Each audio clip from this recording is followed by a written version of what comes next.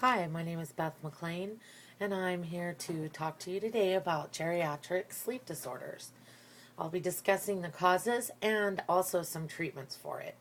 The purpose of this presentation is to inform you of underlying causes of geriatric sleep disorders and how they might be treated without the use of medication. While my intention is to educate you on these disorders, I would also like to stress the importance of what we're going to do with our loved ones as they approach the age of needing to someone to take care of them. I have a flyer included for all of you today from a family home that specializes in accommodating these types of residents that might have the disorders. For this presentation, I researched many websites, most importantly, sleepdex.com and modernmedicine.com.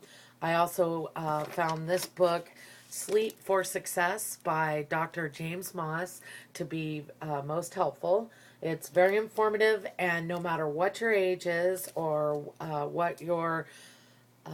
how minor your sleep disorder might be, it's most helpful for everyone. I will also use my own personal experience as part of this presentation to show how I discovered this matter in the first place. So, a brief history of what led me to this is I started as an extern at a small clinic in downtown Edmonds, and our clinic went on home visits to adult family homes twice a week. And it was like the most awesome part of my job. It was so fun to go to these homes every day. And while I was on the visits, I observed a pattern of caregivers requesting medication for residents that were active at night, and the caregivers claimed the residents refused to sleep through the night. So I was just interested to know. I mean, medication seemed like pretty harsh to me because I know sleep medicine like totally knocks you out, but I've done research on this, and all of it points to seniors as being the class that has the most problem sleeping. And some of the causes of that are the fact that they have difficulty falling asleep. 36% of women and 13% of men that are over the age of 65 take longer than 30 minutes to fall asleep. And it's most likely due to a decrease in melatonin as we age. And the melatonin is the hormone that helps us fall asleep. Also, they wake during the night and they aren't able to fall back asleep. It's very common as we age. I know for me it is. I've found out as I'm approaching 50 that I don't sleep as well all night long. And when I am awakened, it's very hard for me to fall back asleep.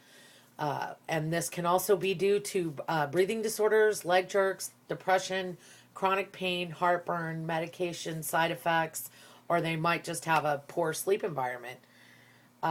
Snoring and other pauses in breathing are a major contributor to daytime drowsiness.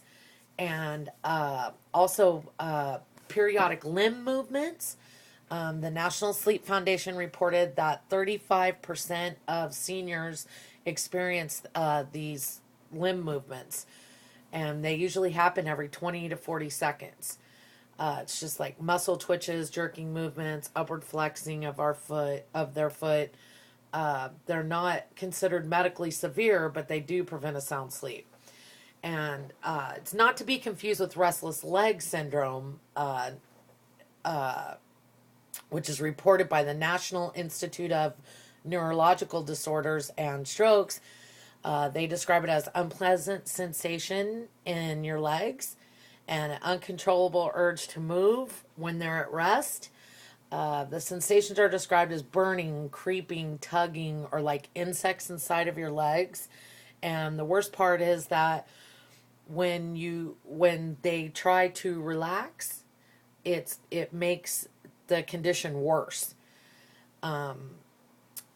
So people that suffer from this are usually unable to concentrate, remember things, or accomplish daily tasks. Medical conditions are also a part of geriatric sleep disorder. Seniors who take 4 or more medicines are more likely to sleep less than 6 hours a night. So, also depression. It can make falling asleep a challenge when you're depressed, and also lack of sleep can make the depression worse. So, some of the treatments, the main thing on the Sleep for Success was it's all about your bed. It's not just the bed that you choose, it's also the bedding that you sleep in. And it says that use your bed for sleep and sex only. Just pick a bedtime and stick to that bedtime. Try it for a couple weeks, and you will notice that you're getting better sleep. But if you really don't notice a change in a couple weeks, try changing the bedtime to an hour earlier. A lot of people think they can make up sleep tomorrow, and that's not true. So stick to your bedtime. Also, classical music at a low volume at bedtime. It can increase length and depth of sleep for seniors, and make sure the music turns off automatically so it doesn't wake them up later, like startle them.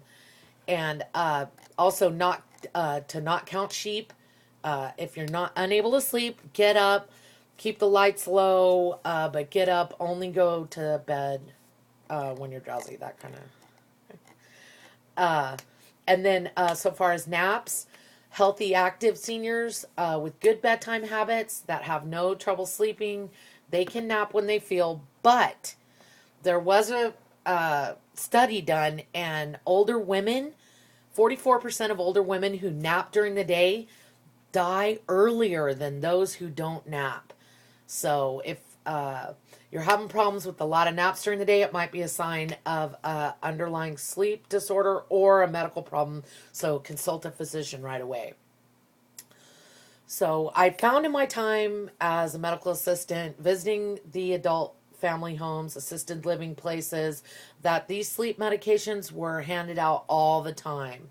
The biggest complaint from the caregivers were that the residents wander around by themselves during the night.